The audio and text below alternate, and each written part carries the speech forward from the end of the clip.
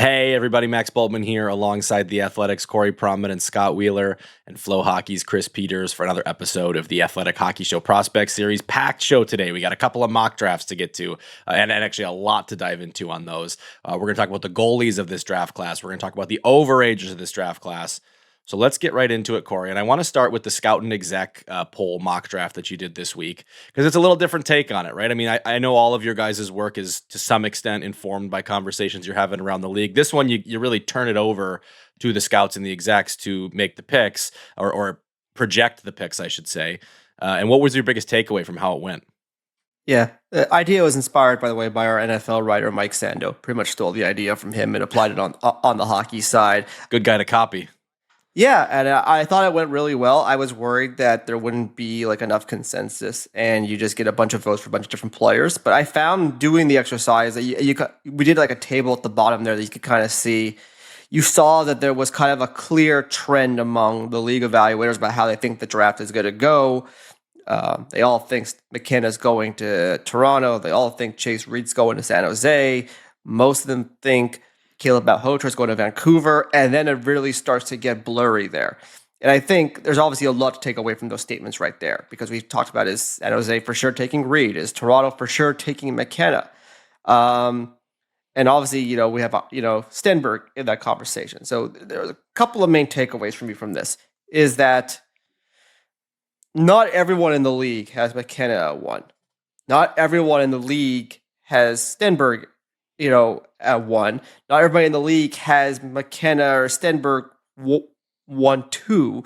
There's different opinions on those players and where they fit relative to Malhotra or some of those defensemen.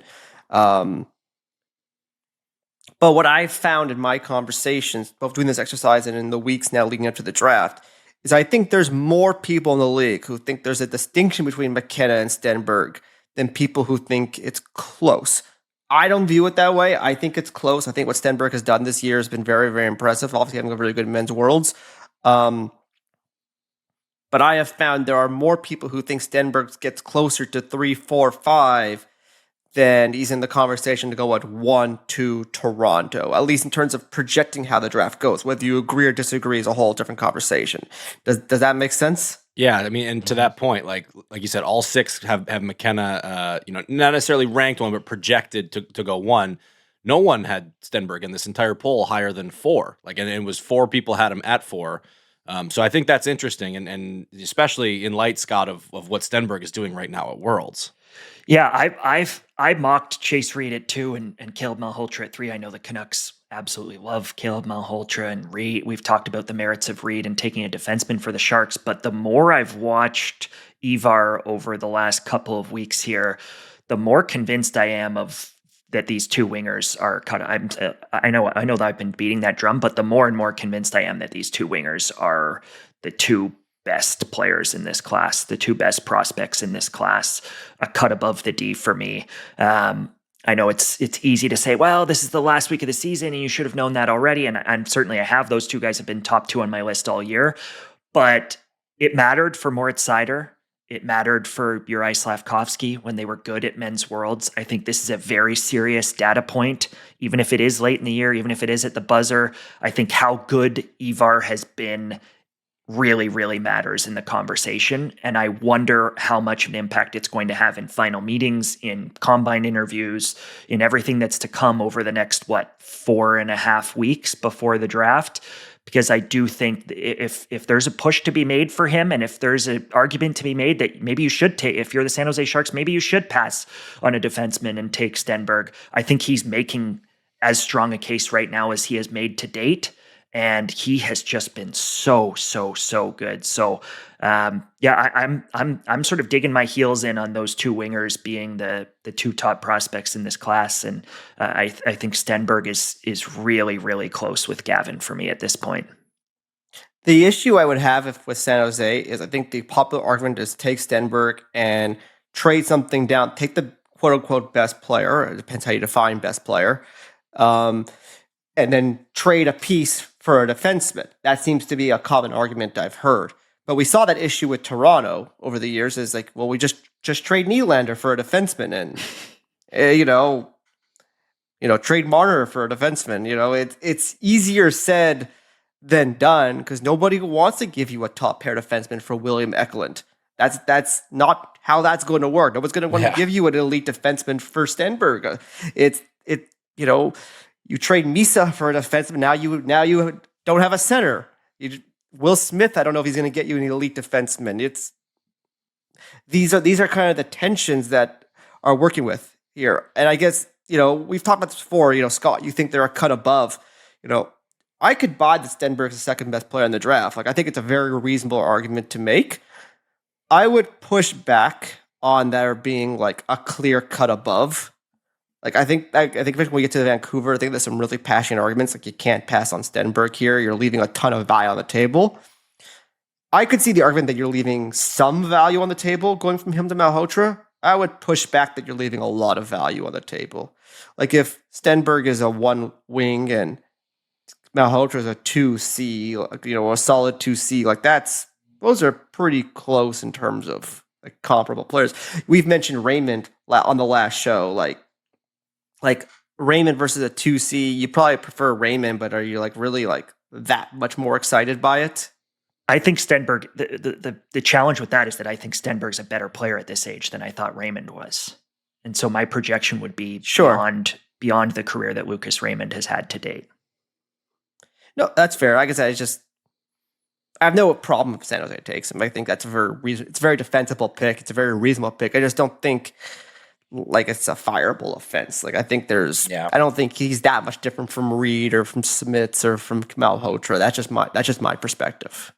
The interesting thing about the World Championship element of this whole thing is that, Stenberg is produced at a rate where literally no one in the last 25 years has gone lower than second overall.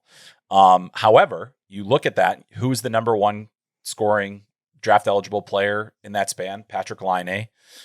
His first couple of years were amazing, but long term, has that really panned out all the way that to his projection? Kaapo Kakko's another one, but then you also have Austin Matthews, you have Juraj Slafkovsky, you have Simon Nemec in that range as well of points, and all of them went in the top 2. And so this is making the argument for the fans that prefer Stenberg much easier. I do love posting factual statements on Twitter and watching everyone else project what they think I'm trying to say by putting that stat out. It was merely a fact that was true, that he has 7 or 8 points in the World Championship this year, which is among the top scoring draft eligible players. But what does that ultimately mean? And also, this World Championship, I've been watching it. Pretty bad. Yeah. Pretty bad. Pretty darn bad. It's one of the worst I've seen in a while. Yeah. Well, it's an Olympic year World Championship. Exactly. All the NHLers, a lot of those top nations are knocking NHL players. I think when it comes, and this applies to Stenberg and to Bjorck and to Albert Smits. I think let's focus on the 2 Swedes playing the SHL. I think you can argue a lot of the teams they've played in this World Championships are lower quality than some of the teams they would play regularly with their club team. Quite frankly, I'm not trying to insult like these teams. No, you're probably right. It's just not a good World Championships. Isn't that mostly? The Olympic argument. We're really talking about. Team Canada's still pretty darn good. It's not an Olympic year Canada, but by world standards, I think it's on par with the Team Canada. USA is way down. Sweden, their own team, is down. But Finland's got Barkov going for them, right? It's why they're in the first line role, certainly. Yeah. But I don't see any difference between this and what a Juraj Slafkovsky would have been up against, with maybe the exception of like a Team USA. He also has been way better than the kid who went 3rd overall a year ago, and we're talking about mocking him at 4th overall in this class. Now, maybe this class is stronger. I'm not sure we actually view this class as stronger, but him and Frondell, it doesn't even look close to me in terms of the level that they're playing at. All right, so a couple other things. Very good argument. Toward the back of this scout mock, Corey. I thought it was interesting. Ethan Belches is above both Bjorck and Tynan Lawrence. And I don't think Bjorck actually even got a vote. And that really surprised me because as much as I get it's the small center, He's got kind of the elements that I think every team's looking for when you have a small player. Is he an elite skater? Maybe not elite, but he's an above average skater, and he works like a dog on a bone. Were you surprised that Viggo Bjorck didn't get any votes into the top 10 here? And do you think that should tell us something about what to expect a month from now? Mildly. The survey was done over the last 2 weeks, so I feel like if I would have done it over the last few days, with the Men's World Championship data in mind, maybe he would have gotten a little bit more love. But I do know some of the people I talked to did have him in their personal top 10, even if they didn't. That's a distinction this exercise was projecting how they thought the draft was going to go. I made some notes in the article about what people actually thought. And in case of Bjorck, there were some people I talked to that had Bjorck in their 6 to 10 range, even if that were not where they were projecting him to go. I kind of feel like in my discussions with the league, there's a kind of a solid top 8, and he's not in that top 8 right now. That would be the 2 wingers, Malhotra, and that group of defensemen. And then things kind of break open, and I think he's in that conversation with, but I just felt like, especially coming up the U18s, and you have that big defenseman, Malte Gustafsson, that's getting a lot of love. You have Wyatt Cullen, who's getting a lot of love. And I think Bjorck would kind of be in that group with them right now if I was doing a projection. But I was a little surprised. I wasn't shocked, but I feel like if I would have said mock the top 12, he would have gotten votes there. Yeah. The other name that was in there, though, and Bjorck was not, Nikita Klepov is in. So he got a vote. Someone's 10 vote went to Nikita Klepov. Scott, I know you're really high on this player. I'll let you start here. Like, could you see a world where Nikita Klepov is going top, let's say 15? Top 15, yes. Top 10, that would probably be the first. I would expect that that's the first surprise of the draft for me if it were to go that way. Like, that would feel kind of like Ben Kindle felt a year ago. We all liked Ben Kindle. I had Ben Kindle in the teens on my list. I thought I was higher than most on Kindle. Obviously, the Penguins were even higher on Kindle. So I think it would take that kind of belief from a team in Nikita Klepov.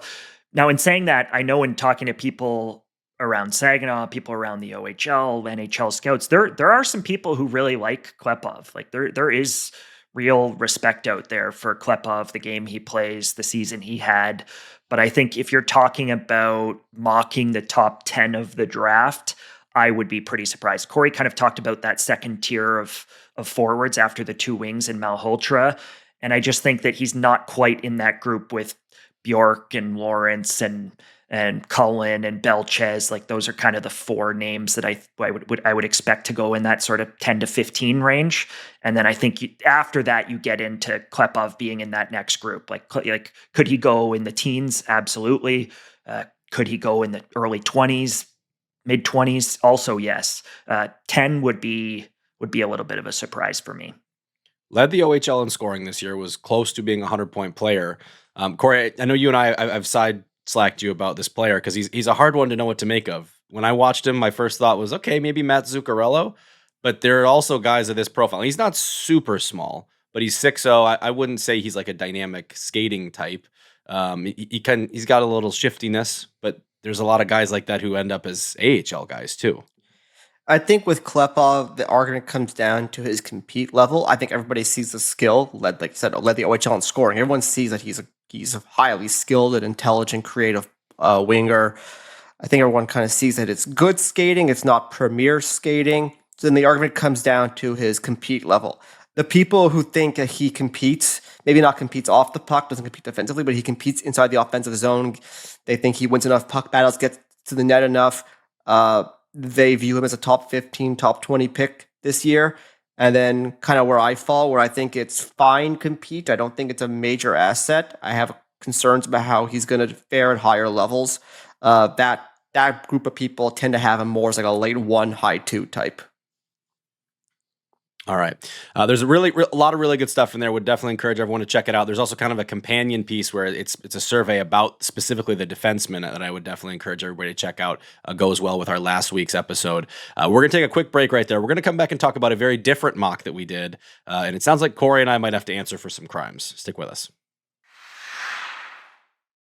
All right, we are back. And the other mock draft we had dropped this week, guys, just came out on Wednesday. It was our If I Were a GM mock. So I guess calling it a mock, Scott, maybe not totally accurate. We are basically, but what we're trying to do is simulate the actual draft and where there's big preference differences that can lead to unexpected results. And we see this happen, every year there's something that happens and people go, whoa, that wasn't in anyone's projection, but it's because the projections don't know each individual team's list. So our way of simulating that was to have you, Corey, and I alternate who was the GM for a given team, and the results were very interesting.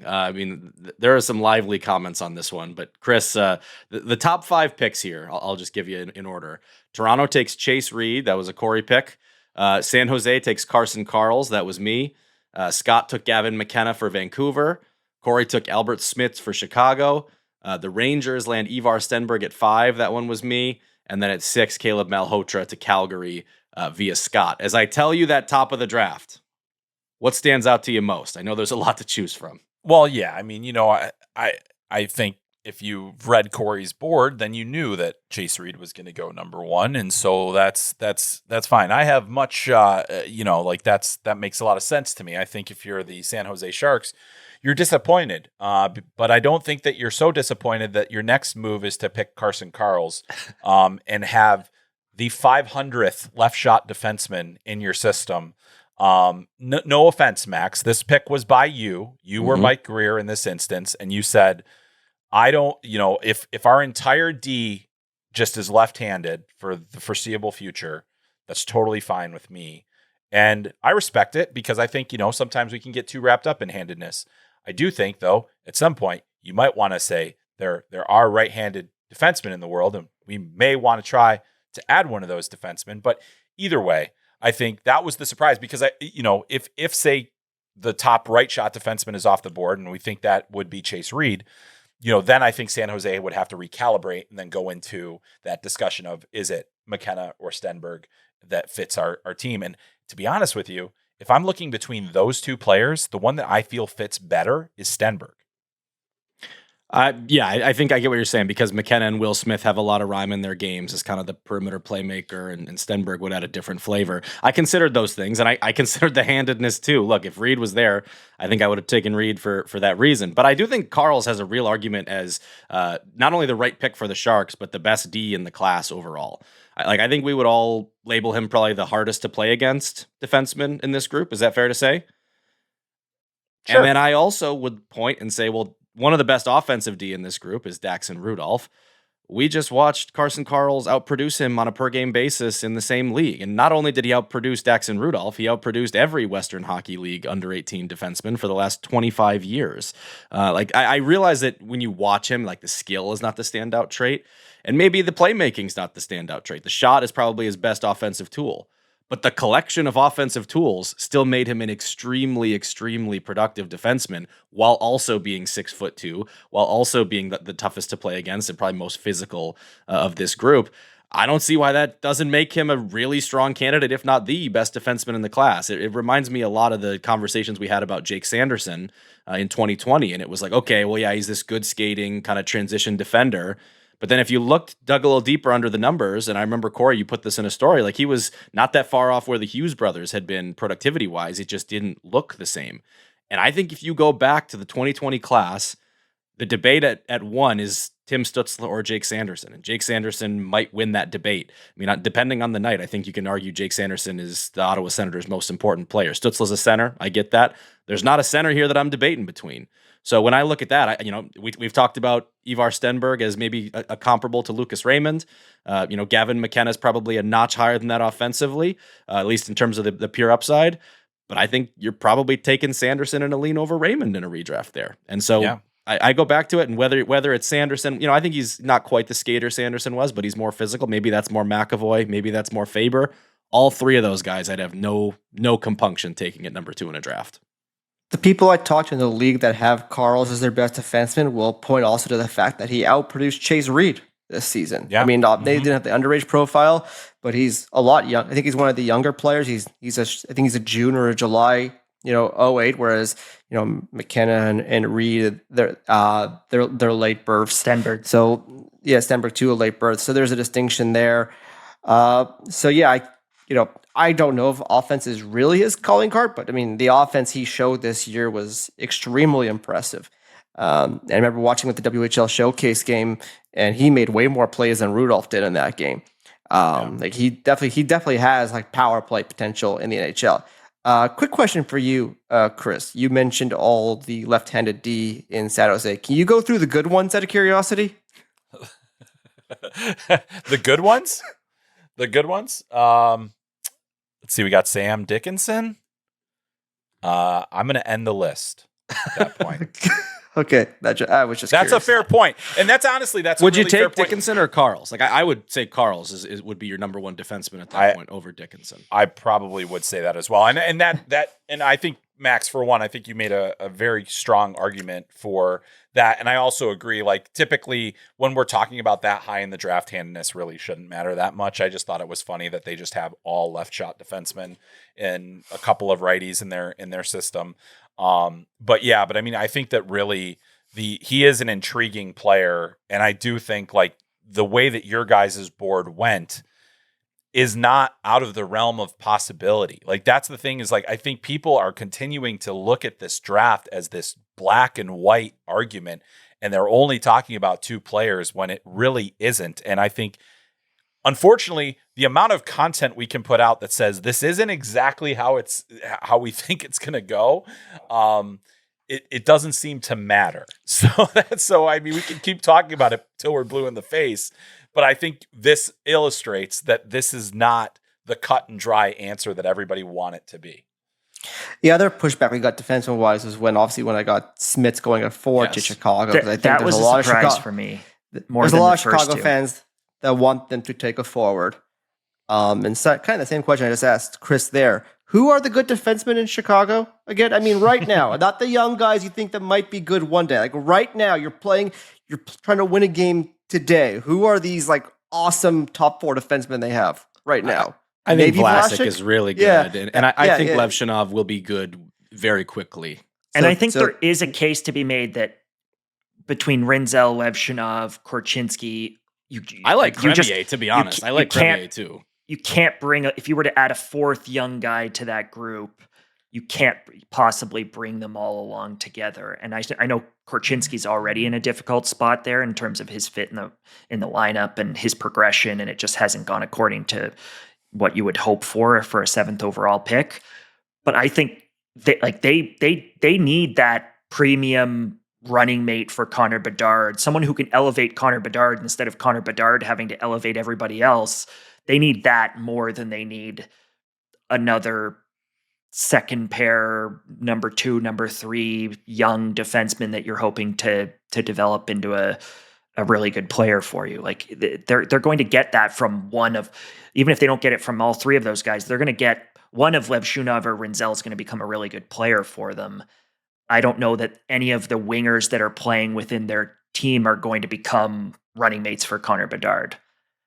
Maybe unless maybe you think Kanserov is that, maybe. But I think really highly of Kanserov. But like my thought process was, if you want to incorporate position and need and depth chart when it comes to Vlasic, yeah, I can buy that. He's a good player. Levshunov, he hasn't done it yet, but I think he's a good player. But I'm not making a 4th overall decision based on Sam Rinzel, who's not really shown anything as a pro, and I don't think he's like an elite. He's a pretty good prospect, not an elite prospect. Korchinski is kind of hanging on for dear life right now in that organization. I'm definitely not making a 4th overall decision based on Louis Crevier's development. Like he's a fine player, he's become way better than you thought, but I'm not I get it. Picking a player 4th overall based on where he fits in the depth chart. But I think that argument is sound. Like they need more high end skill. The other concern I had with Chicago was, okay, you bring in Stenberg, and now the forward group is Bedard, Nazar, Moore, Stenberg, Kanserov, and Frondell, who's a little bigger side. Yeah, like it's a lot of Stenberg's like really competitive, and he's a little maybe closer to 6-0, whatever kind of thing. But it's like there is some rhymes there where you're still looking for. You don't need to have a ton of beef. I think there's been some really good forward groups that have won. Even like Carolina's forward group right now doesn't have a ton of beef, but you got to have something in there that can do that. And it wasn't why I made the decision. I have Smits as a better player, but these were like mild tiebreakers for me as well. Even though I agree that if you had to pick between a defenseman and a forward, Yeah, probably they could use a forward more if you really looked at the organization as a whole. But I don't think this, despite how many assets they've used on defensemen, I don't think their defense pipeline is so strong that you would forego a guy who I think has a really good chance to become an all situations defenseman in the NHL. The pick I struggled with the most, just to steer it a little bit here, was at 8 for Winnipeg, and I was between Viggo Bjorck and Daxon Rudolph, and I think Winnipeg needs a center and they need a right shot D. I went with the center, partly because I think Bjork can get there quicker, and I think the age of Winnipeg's core, that's going to be valuable in their situation. But I want to know, Scott, like you're picking right behind me. I'm sure you were kind of trying to size up what was going to happen in front of the Florida Panthers at 9. What did you make of that decision? How would you have approached that one?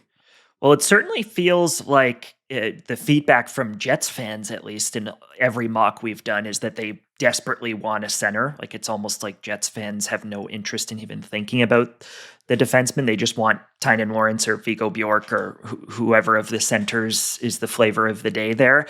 I think Rudolph is an interesting one, though. I think there is something to, if you're a Calgary or a Winnipeg, I think there's something to drafting Canadian kids with the way that free agency tends to go for them. So I do think they will strongly consider those Western Canadian kids. I'm not sure whether Verhoff and certainly Carels won't be there at that point, but I think the Rudolphs, the Verhoffs, like those guys who play in the WHL who are from out that way, I do think that is at least a small consideration. But they need the center. Like they need the center of a top 6 center once Scheifele and co age out here. So, but again, I don't think you make your decision for either of, if you're Calgary or Winnipeg, I don't think you make your decision based off of positional need, and especially for Winnipeg with their pool being much thinner than where Calgary's is at. Like the Jets need everything. Like Colby Barlow was terrible this year and doesn't look like he's on the right path. And you go through the list, they've got a couple of nice stories. Kieran Walton's a nice story for them. Sal Monson's a nice story for them. But go through Lambert and Lucius, obviously, who's now retired. Like there's been some misses there, and they need to replenish that pool pretty quickly here. So the focus should be getting a really good player.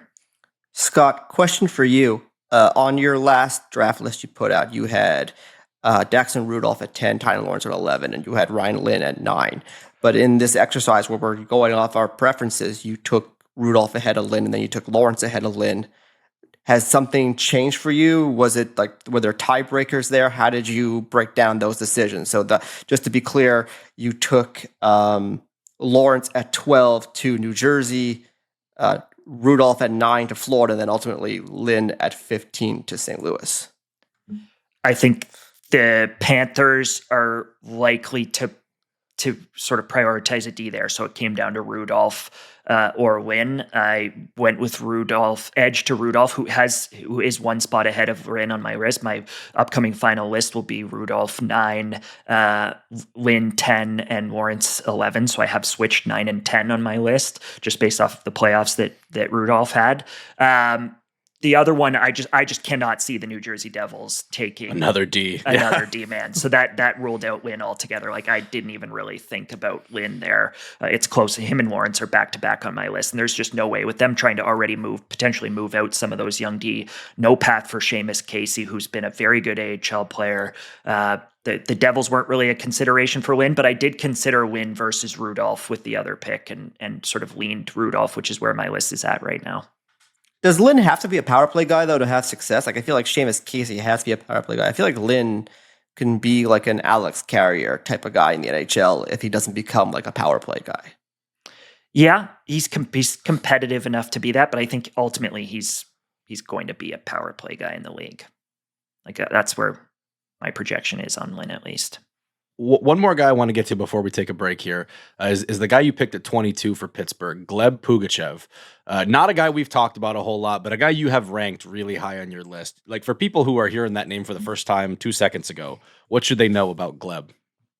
I think he's an almost identical player to Oscar Hemming, except that he's Russian.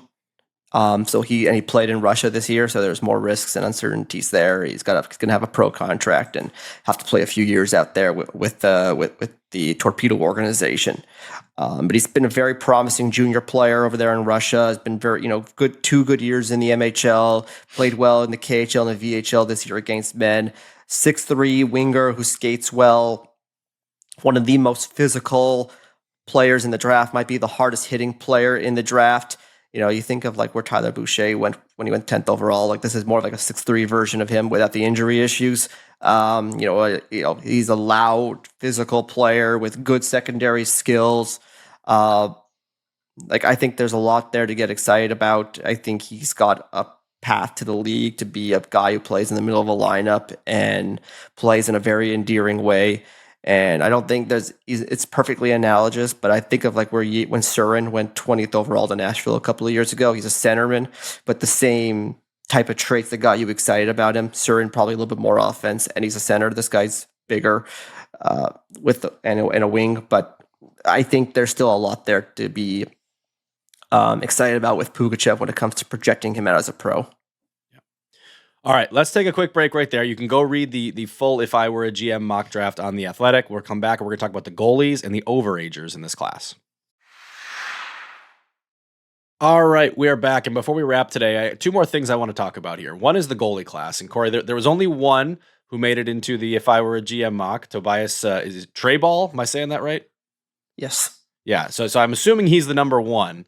How many goalies at the top of this class, let's say the first 2 rounds, should fans know about going in? Yeah, I think Treyball's the likeliest goalie to go first. I don't think he's a guarantee. But you look at the body of work. He was one of the very best goalies in the USHL this season. 6'4", athletic, structured, intelligent, played a lot of games. Like there's a lot of boxes that he checks, and I think gives teams confidence that he can be a quality pro prospect. There's some other names in that conversation. I think some people like Philip Ruzicka a lot. He wasn't always the starting goalie for Brandon. He split starts to start the year, but he had a really good season. Was one of the better goalies in the Western Hockey League, especially in the second half. 6'6", a little unorthodox type of goalie, but there's a lot of interest there. Dmitry Borichev in Russia, there's a lot of interest there. He's very talented, very athletic. The concerns there is the sample size. I think he only played like 20 games this year. He split starts with 3 other goalies on his team in Russia, so he was one of 4 goalies. So between the Russian factor and the lack of viewings, there's some risk factors there. But Semyon Frolov had those issues last year. He still went high second round to Carolina. And then there's just like this giant bucket of Czech goalies. So when Treyball is Czech, but like I've talked to teams and there's so many Czech goalies this year. It's actually kind of like funny. Like there could be 6, 7, 8 Czech goalies drafted this season. It'll give their World Junior team some difficulty when it comes to building their team out next year.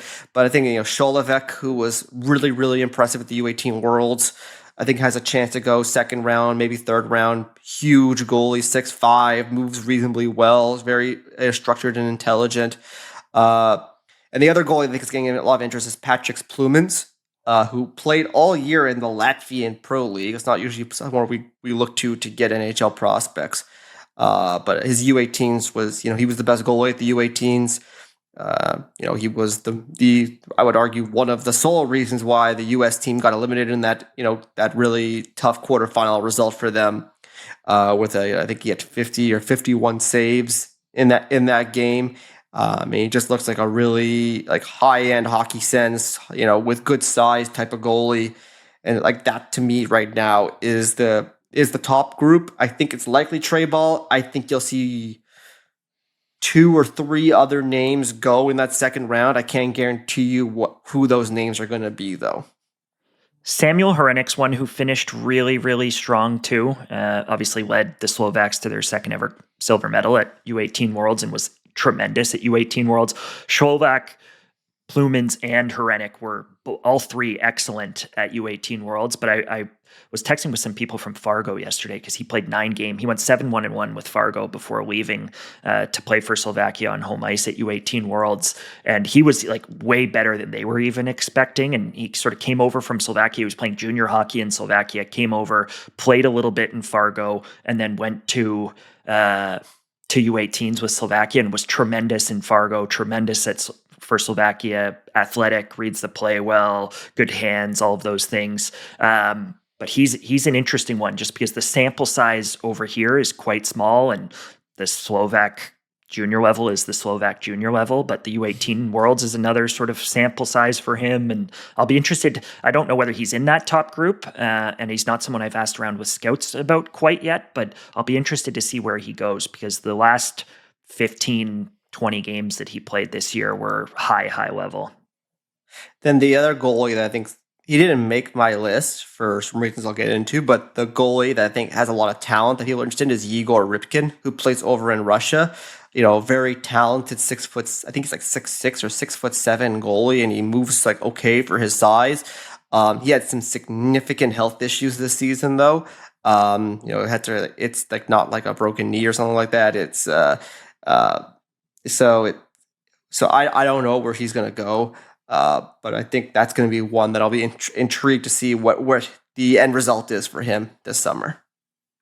All right. The other thing then, Scott, it would be your overager list. And this is always an interesting one because I feel like we have had some pretty good reentry prospects in the last 4 or 5 years. Top name on your list this year is Igor Barabanov. Ballpark, where do you expect him to go, and what would be the kind of the best case outcome here? Barabanov had a huge year. Like he was a driver at times albeit on a very, very good line. Like he played with Klepov and Jilkin, who are 2 legit prospects.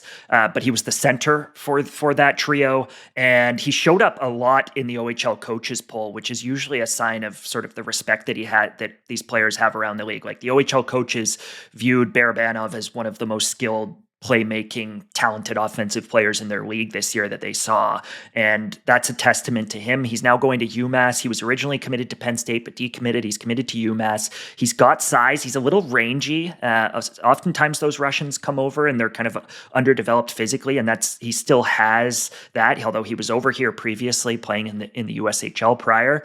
But just like a smart, heady center. He's 6'1". He can make plays. He's got skill. He's got some sense. He's competitive enough. I wouldn't say he's super physical or it's a defining trait or anything, but he's competitive enough. And I think he's got a real chance to be a very, very good college player for UMass. And I know UMass is really, really excited about what he could be for them over 2 or 3 years there, whatever it looks like. So I would expect that he goes like, maybe not for sure in the second round, but I think he's got a chance to go in the second round. And then third round, for sure, for a kid like that. There are some other interesting OAs. People will know that a couple of the names near the top there from the World Juniors. Thomas Galvis has played at 3 World Juniors, was not just one of the best defensemen in the World Juniors this year, but one of the best players at the World Juniors this year, and had a really successful season at the Czech professional level this year, running a power play and playing 20 minutes a night and that kind of a thing. 5'10", 5'11", skinny defenseman, though. He skates very, very well, like impressive mobility, but the size has kind of held him back from being drafted. I'll be interested in his third crack at it, whether he gets drafted. I would expect that he will now, and if he doesn't, he's going to get a development camp invite and that kind of a thing immediately after. McKenzie's a little bit bigger, also a great skater, going to North Dakota next year as part of their freshman class. Really, really good WHL defenseman, obviously was solid and rose from number 7. I believe he was the number 7 D to start for Canada, and then he ran their second power play briefly and finished the tournament kind of playing in their top 4 a little bit. And the skating and competitiveness and athletic profile is really interesting there. And there's a couple of other sort of D that I heard about today after my list dropped. A lot of love out there for Timothy Runso, who's a Miami University commit, sort of really big, rangy, athletic, strong-bodied, sort of pro look firm defenseman who's probably going to be a very, very good college defenseman by the time he's an upperclassman. So lots of names. I've heard a lot of positive feedback from scouts and QMJHL people over the course of this year for Nico Turnes, who's sort of a big, another double overager, but became a very, very important, and in stretches of this season was one of the best forwards for Moncton, who obviously went to the WHL final and nearly made the Memorial Cup. So there are some interesting players, and the OAs are always interesting because I don't think the average fan realizes how many of them actually get picked every year. I crunched the numbers a few years ago, and I haven't updated it, but I crunched the numbers a few years ago, and it's like 29 or 30 OAs a year get drafted. So you're talking about basically 1 out of 7 rounds on draft day. So you do need to sort of continue to follow these kids even as they pass through the draft. I think Liam Lefebvre from Chicoutimi has a chance to go in the second round too. I think there's a lot of NHL interest there.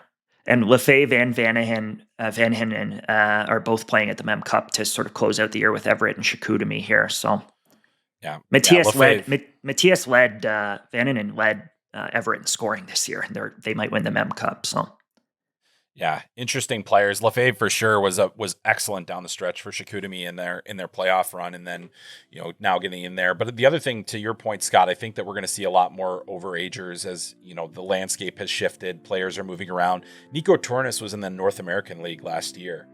So he goes from the North American League to the QMJHL, goes to one of the best teams, immediately makes an impact, and showed great scoring ability. So I think that that's a really impressive thing for him. But we're going to continue to see that, especially now with what appears to be a lot of momentum that this 5-5 rule is going to come into the NCAA. Players are going to potentially be advancing to college hockey a little bit sooner, still be draft eligible, still be guys that could be selected. And I think that we're going to see some of those guys create more opportunities for themselves to get picked with that little extra bit of runway. So there's a lot of things kind of up in the air, but the overagers are certainly going to probably only increase in draft value as we go forward. All right, that's going to do it for us today. A lot of good stuff. Make sure you're reading all this stuff on The Athletic, guys. Scott and Corey are pumping out stuff, as well as Chris, of course, over at Flow Hockey. But that is going to do it for us. Thanks for listening to this episode of the Athletic Hockey Show Prospect Series. Remember, you can go find more of Chris at Flow Hockey and on his podcast called Up. We'll talk to you soon. Thanks for watching. Make sure to like and subscribe and ring the bell to stay informed and catch new episodes every Monday, Wednesday, Thursday, and Friday. And in the meantime, you can join our Discord community. We'll see you there.